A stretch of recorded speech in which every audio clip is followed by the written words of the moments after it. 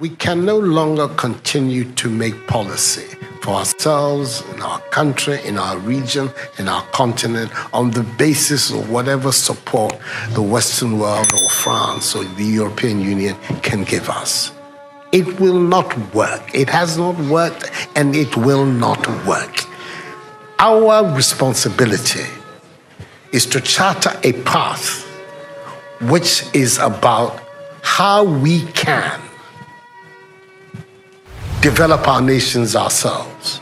It is not right for a country like Ghana, 60 years after independence, to still have its health and education budgets being financed on the basis of the generosity and charity of European taxpayers.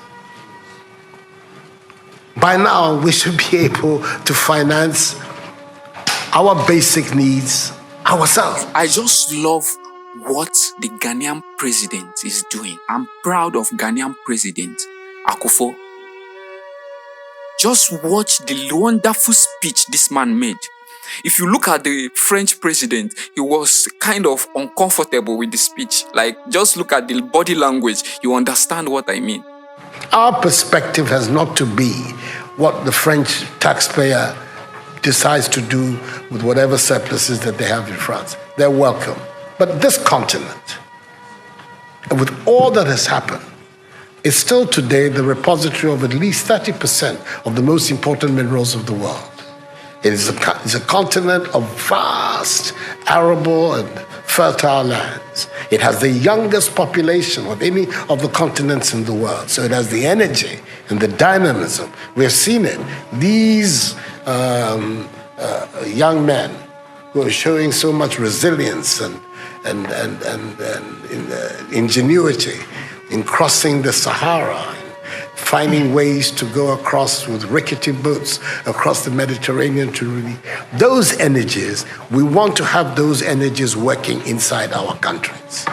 And we're going to have those energies working in our countries if we begin to build systems that tell the young people of our country that their hopes, their opportunity are right here with us.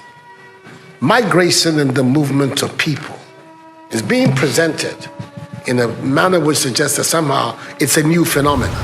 There's nothing new about it. It's as old as man, the movement of people. And it has always been linked to the same thing.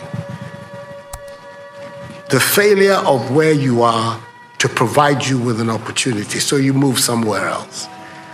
Those of you who are familiar with 19th century European history would know that the biggest wave of immigration in 19th century Europe, the latter part of it, came from Ireland and from Italy.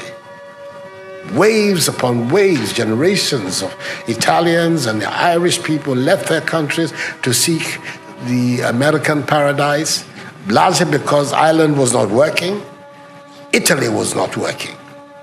Today, you don't hear it. Italian young people are in Italy. Irish young people are in Ireland. We want young Africans to stay in Africa. And how are they? And it means that we have to get away from this mindset of dependence. This mindset about what can France do for us. France will do whatever it needs to do for its own sake. And when those coincide with ours, tant mieux, as the French people say. But our main responsibility as leaders, as citizens, is what we need to do to grow our own countries. Our concern should be with what do we need to do in this 21st century to move Africa away from being cap in hand and begging for aid, for charity, for handouts. The African continent, when you look at its resources, should be giving monies to other places. We have huge wealth on this continent. And I say so with the greatest of respect to the French president. I think that the cooperation of France is something that I am, as you know, a strong friend of France. I am Francophile. So I don't have any difficulty with that.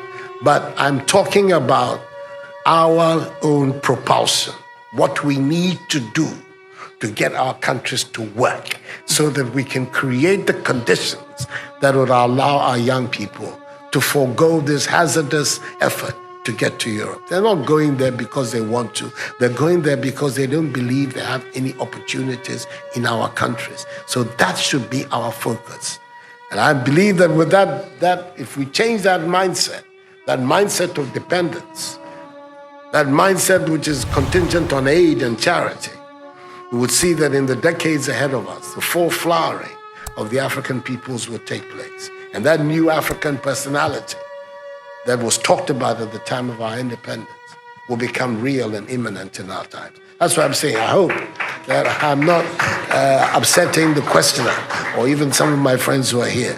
But these are my strongly held beliefs. And that is the reason why I've adopted as the slogan of my presidency, of my period of the Supreme Office of Ghana, that we want to build a Ghana beyond aid.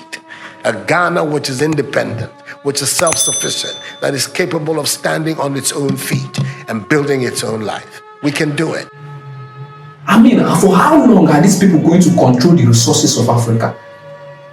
Do you know what Africa have? Africa continue to power thousands of power plants in the West.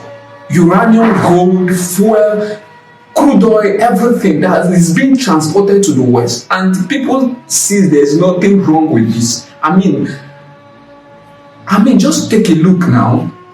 And you know, Niger is the second poorest country in the whole world. Niger Republic, the second poorest country in the whole world. These people are poor, but they have what it takes to make them rich, to make them feed well. They have the mineral resources. All this thing is being exploited by France, by Western leaders. Africa needs to wake up. We need to defend ourselves. We need to love ourselves. We need to be proud of what we have. We need to appreciate what God has given us and use it well for our own good. We have what it takes to compete for a third countries in the world.